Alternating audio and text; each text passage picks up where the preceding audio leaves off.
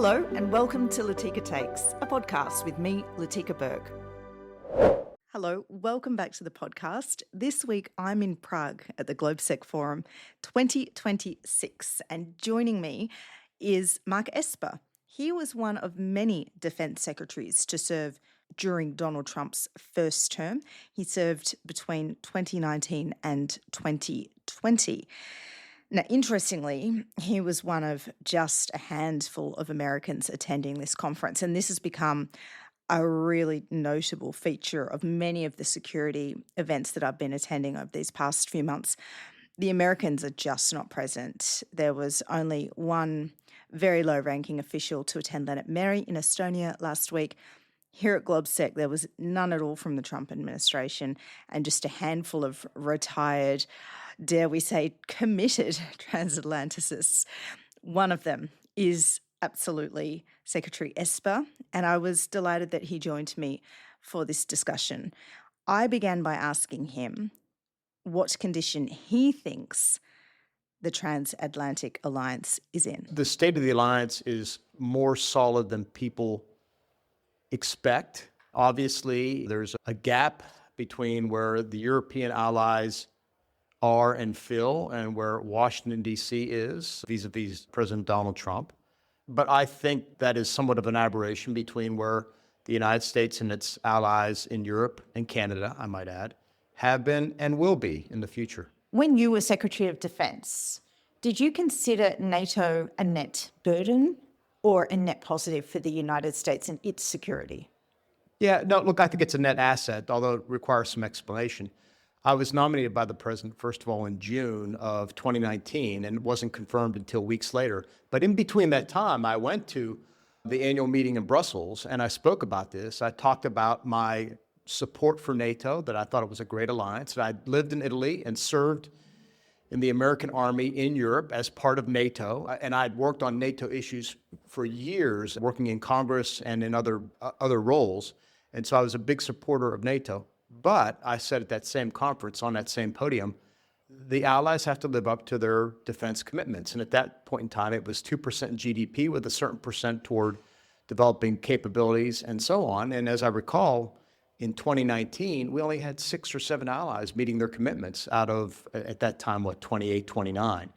And while we had not yet experienced the Russian invasion of Ukraine that we would see a few years later, we did see the Russian invasion of Ukraine via Crimea and via the Donbass, and still had not reacted to what had happened. And by the way, in 2008, we had the Russian invasion of Georgia. Despite all the signals, despite the talk coming out of Moscow, allies were still not making the commitments that they had agreed to in 2014. And what was your assessment of why you thought Europe didn't act back then? Look, I wish I knew for sure. As I said yesterday on stage here in Prague, American presidents since Eisenhower had complained about Europeans not living up to the defense obligations. Now, look, I want to be clear. When I say Europeans, I also include Canada, and it doesn't include all countries. Some are better than others. And as I told an audience a few weeks ago at a separate event, I said, if you don't know much about this issue and they ask you about the allies, this question about who is paying their fair share, here's a pro tip. Ask them how close that country is to Russia. And that is usually a good cue as to whether they are paying or meeting their expenses. So, look, I think overall, going back to your first question, the alliance is a great one. It can always be better. It's always had its ups and downs through time. During my tenure, there was a lot of issues with Turkey that now seem to be behind us. But I think it remains a critical alliance and a net one. And I used to quote Churchill, and in fact, I used his quote in my memoir where I said that his famous quote that the only thing worse than fighting with allies is fighting without them. And he was spot on. Indeed. Do you think below the noise that we hear from the Trump administration, do you think that the American people, the American system, it still supports NATO as is?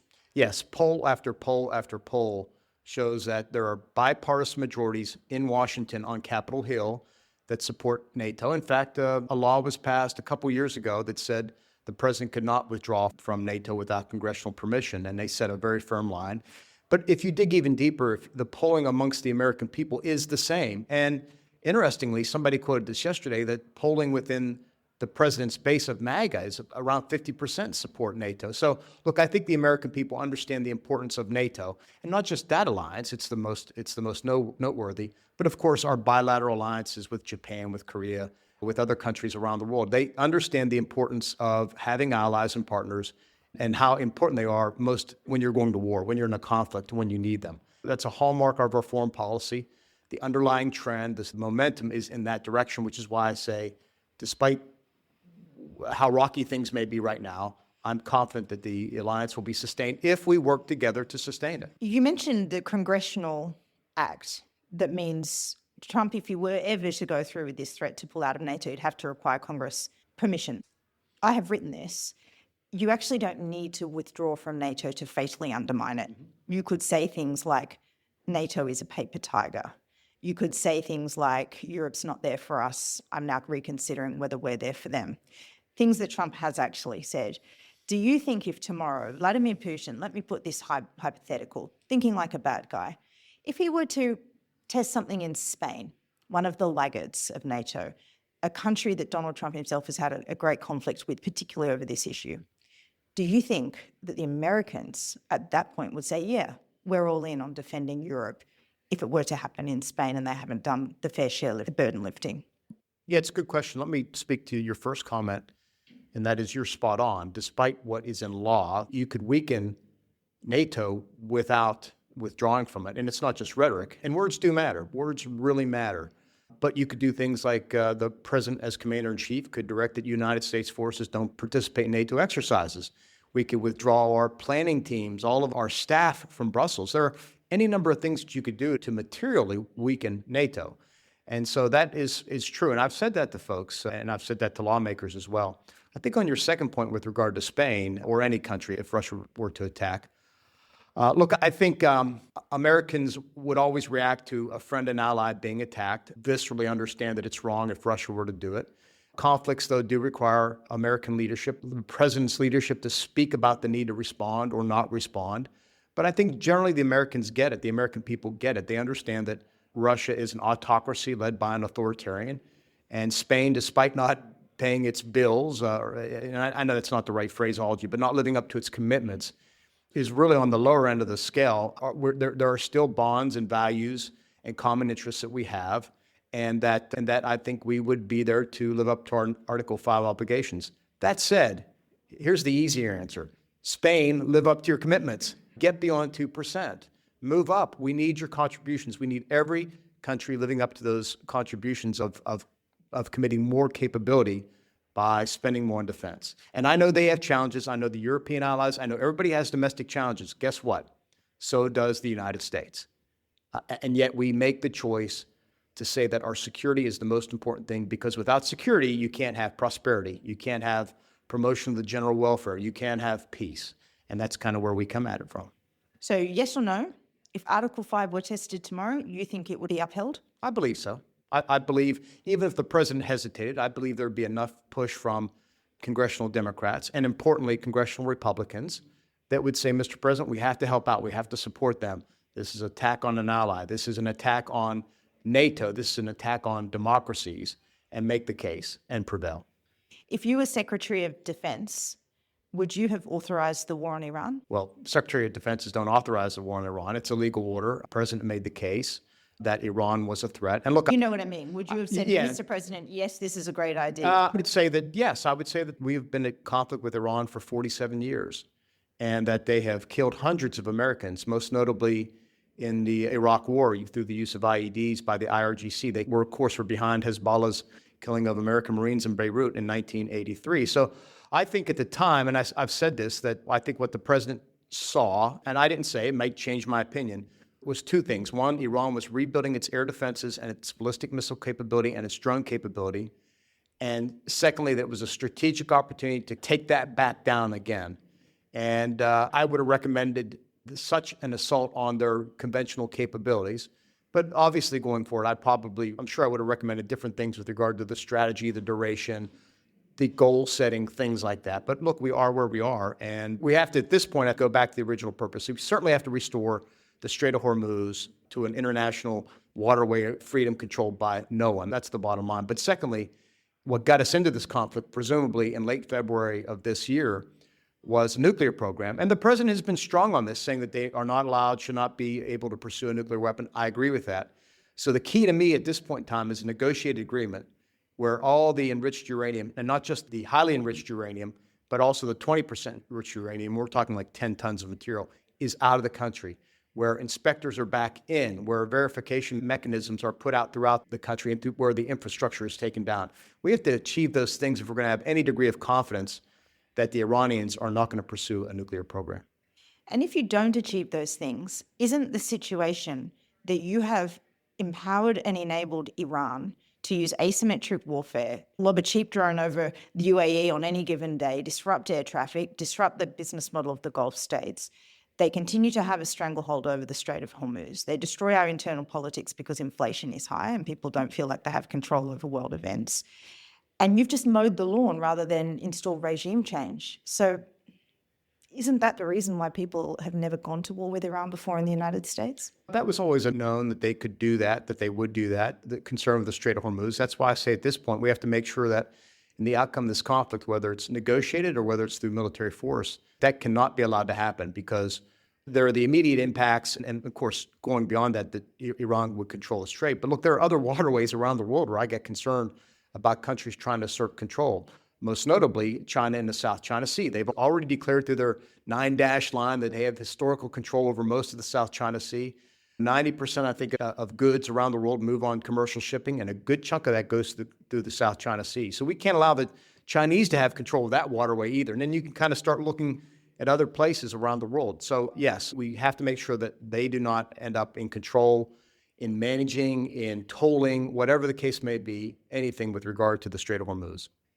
We hear a lot from the Europeans about how they feel or fear that they can't rely on America, as is currently the state. Is Trump right to say he feels he can't rely on Europe after they denied the United States access to bases? Well, look, I understand the emotion over not being consulted with regard to Iran and how those initial days played out and the interruption, if you will, the diplomacy. And look, I'm a more traditional policy person that would say, look, we should work through the system with our allies and partners. You begin the diplomatic path. As that progresses, you move into economics, increased strangulation, sanctions, you name it, of the Iranian economy, and then work your way to the military. But we didn't do that. And I understand how they felt and why they felt, and it's justified. But on the other hand, when the United States says, hey, look, we want to use our bases in Italy and Spain, and that's denied, I just thought that was really a bad decision. I was offended by it, frankly, that we would not be allowed to use our bases to even ferry troops or supplies into that fight. It's not like we were, at that point, asking Spain or Italy to put aircraft in the air or ships in the Strait. We're just asking to use our bases, and it was denied. I thought that was a bad call, and I thought that really set back, once again, NATO-U.S. relations. Offended is a big word from someone like you, who I take as a fairly sober, rational kind of operator. I can't find a better word. If you have a better one, maybe I'll choose that one, but that's the one that came to mind. Why does it set back NATO? This is not a NATO mission. It's not about a defensive operation, which NATO is about. Why do you think it sets back NATO? That's right. It's a good question, because to me, the Strait is not a NATO fight. It's an autocracy, a brutal autocracy, kleptocracy, theocracy, whatever you want to call Iran, versus Western democracies' rules and norms. And so that is probably an easy way of saying our European partners and allies. And of course, in this context, overflight rights, use of bases, et cetera, it was determined out of Madrid and out of Rome and not out of Brussels. And so, yes, it's more accurate to say our European partners did not allow us access to those sites. But nonetheless, it becomes a talking point for President Trump to say our allies are not living up to obligations, they're not supporting us. And you can't argue with that part of that argument. So the smarter thing for Europe to have done is hold their nose about the distaste for the war in Iran, a war they say is not theirs and regime change can't be done from the air, as Keir Starmer has said, and actually join you in the fight. Would that have been the smarter thing? Two parts that you said they believe the war is not theirs. I believe the war is theirs, at least a standoff with Iran. It is all in our interests, first of all, to make sure that Iran does not have a nuclear weapon. And secondly, not have long-range ballistic missiles, which, by the way, we now know can reach parts of Europe. And so I think that it is in all of our interests to stand firm, again, the Western democracies against autocracies, whether it is Iran in the Middle East or Russia in Europe, to stand against them and stand firm and support one another. So that's the first part of what you said. The second part is, I understand they may not want to join in the war, but don't prohibit us from supporting our own efforts. And that's clearly, to me, is a line they shouldn't have crossed. They should have supported us, at least in that regard. And I'm looking at a perfect world. They would say, okay, we don't like how we got here. We don't like that we were consulted, but we agree the Strait of Hormuz cannot be controlled by Iran. Mr. President, whomever, how can we help out? What's the role we might be able to play consistent with our national policies? Because it's not a NATO issue. It's going to be determined by each of the capitals in Europe. So the US and the UK are starting by the way, to do that. I don't want to just pick on, Japan has a role here, Korea has a role here as well. It's not just... And Australia, Sure, and this sure. is where I'm going here. So the UK and the US have tried to form this coalition to do something or other about the Strait of Hormuz once the ceasefire is declared. One, do you think they should wait for the ceasefire or go now? And two, what is the role that you think the Indo-Pacific partners should play, given the need for resources to be in the Indo-Pacific?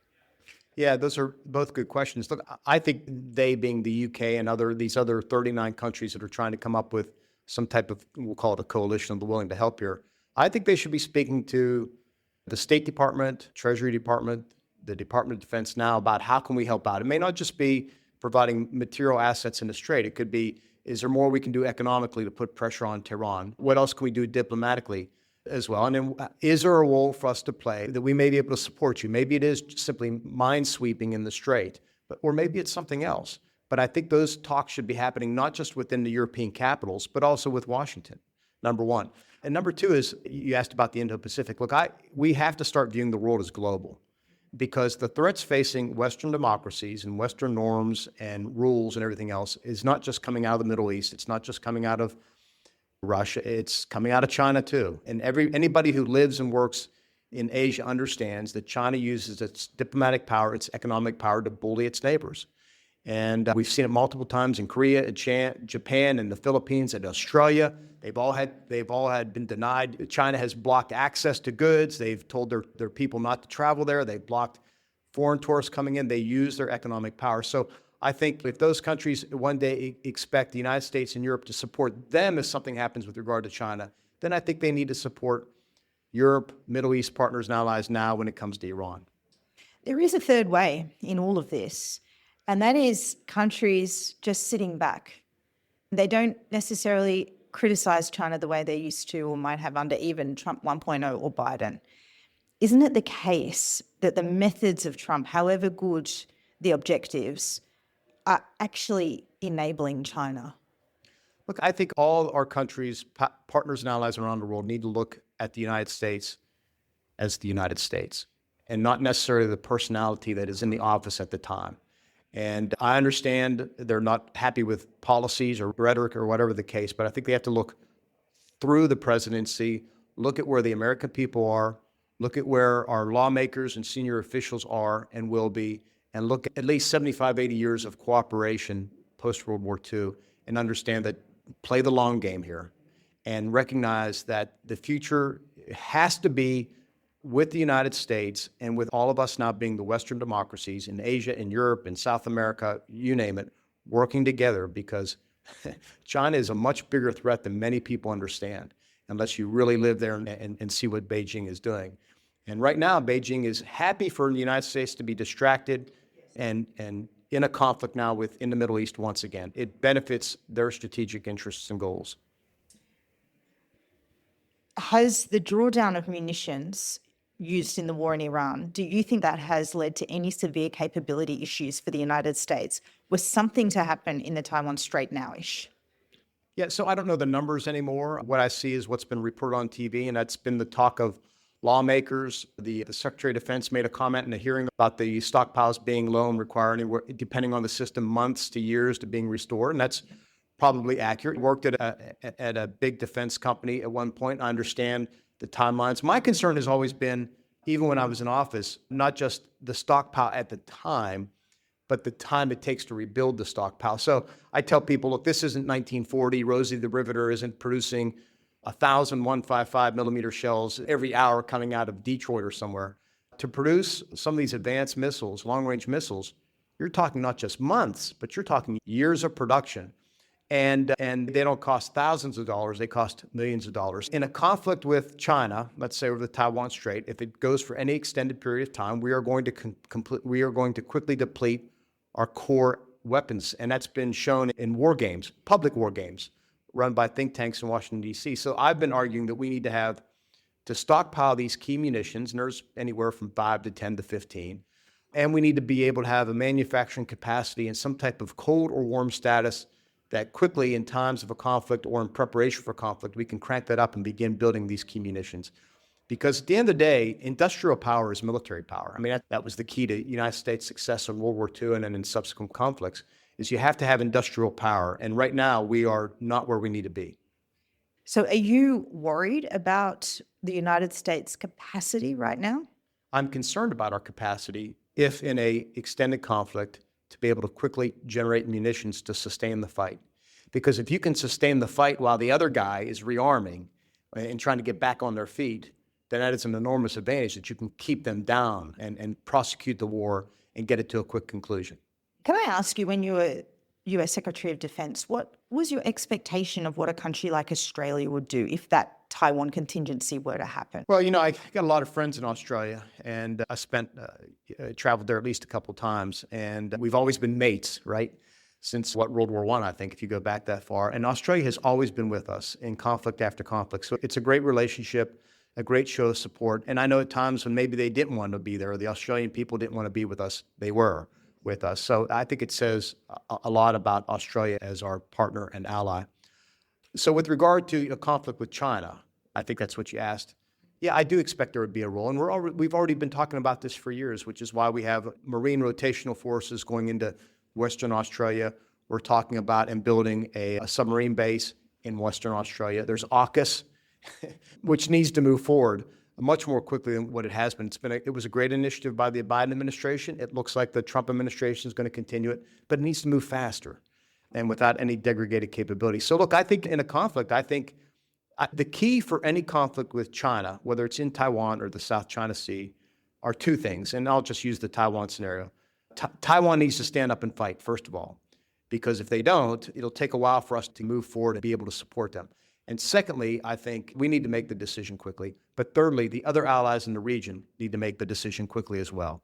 And that's where I get to, whether it's Taiwan Strait or South China Sea, we need quickly for Japan, Korea, the Philippines, Australia, even countries that are not alliance partners, allies, but partners, need to stand up and say, we're in on this as well, because we're going to need we're going to need basing, we're going to need overflight rights, we're going to need places to replenish, refuel, to rearm, to refit.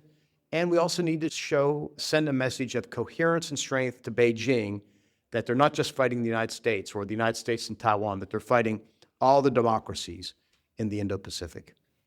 So to use your words from before, words really matter. Mm-hmm. Would it be helpful if these allies actually said now, yes, we'd be in? Oh, yeah, I think so. Look, this is what the new Prime Minister in Japan, Takaichi, has said. She said if... And by the way, at enormous cost, right? Because the Chinese responded with coercion. Yeah, but earning enormous respect from the United States, from people like me, from people in Japan for standing up to China. But she's saying exactly what everybody knows. And all she said was, if there's a conflict in Taiwan, it's going to affect us, our security, our sovereignty, and we're going to have to get involved. And I think Japan has been moving that way for a number of years now. I mean, we go back to the Abe years, and he talked about reinterpreting the Constitution. They started buying offensive weapons like Tomahawks. And so they've doubled their defense spending, which is remarkable. And so I think they get it. I think she said the right thing. It'd be nice to hear that same type of statements come out of Seoul and Manila and other places. And I think that type of, I would call it like a declaratory policy, makes clear to the Beijing that if they take on that fight, that it's going to be bigger than just Beijing and Taipei. It's going to be a number of other countries. Okay, I'm going to be mischievous and put words into your mouth and assume you also mean Australia here when you said that. The trouble is, basing would invite potential attack on Australia. If I'm just using this as a hypothetical. Is that something you think allies should share and shoulder the burden of? Sure, I think, I go back to, I go back to after World War II, we said never again. We're not going to let a dictatorship in Europe rise up and threaten everybody else. So why are we comfortable with allowing a dictatorship in Asia to rise up and threaten everybody else? Because they run the world economy. Yeah, they do. And we've allowed them to get away with it, which is why I believe that we should all look at our supply chains, our relationships. And I'm not one that says a complete decoupling with China. That's just not possible. And I know statistically China is the lead trading partner with 130 or so countries around the world. But there's a certain level of high technology, critical items, so forth and so on, that clearly we need to decouple from and establish our own supply chains. Rare earths is a case in point. And by the way, Australia has a supply of rare earths. The United States is building its own capability. We have to be able to process it and refine it. But that's a clear place where we need to get out from the Chinese supply chain. Now look, as you work your way down through that, I don't care if we're trading for washing machines or rubber doggy toys. That's fine. We can afford to do that. But I do think we need to think about that impact, because I know we're economically dependent on that, but does that mean you want to get more and more dependent on China? Does that mean there comes a point in time where China is so strong economically that you basically have to deny freedom of the press to your journalists in China? Or maybe if somebody... They locked our journalists up and then chucked the rest out. Well, right. Or they get angry because the press in Sydney, Canberra, wherever, says something that they don't like, or they imprison Australian citizens or American citizens because the economic consequences. I just think we need to realize we're being sucked into this economic trap that China has created strategically. They've been working on this plan for decades to dominate certain sectors: renewable energy, solar panels, you name it, lithium batteries. Now, they want to control key industries, they want to develop their own capabilities, and they want to make us dependent on them, not just for economic means, but for strategic means. And I think we need to wake up to that fact, and I'd like to see all of our leaders talk more about this. And by the way, I don't want to go to war with China. We don't want to go to war with China, but we need to get the relationship and their behavior right now before it gets even worse. And this was, as you may recall, the whole premise of getting China into the WTO in 2001 was that if we bring them in, we force them to sign up to international rules and norms of trade. It will liberalize their economy, and by liberalizing their economy, it'll liberalize them politically. And that never happened, because not only did it not happen, but then Xi Jinping comes onto the stage in 2013 and 2014 and takes the country into a darker direction and clamped down even more. And you have year after year, purge after purge, tightening his control of the party. He's the first general secretary in how many years to have a third term, and is on his way to a fourth term of office. And look, he's asserting control and wants to make sure that at the end of the day, whenever he leaves the stage, he's going to be looked on as the second greatest leader in Chinese history behind Mao. And that means bringing Taiwan back into the fold, at least.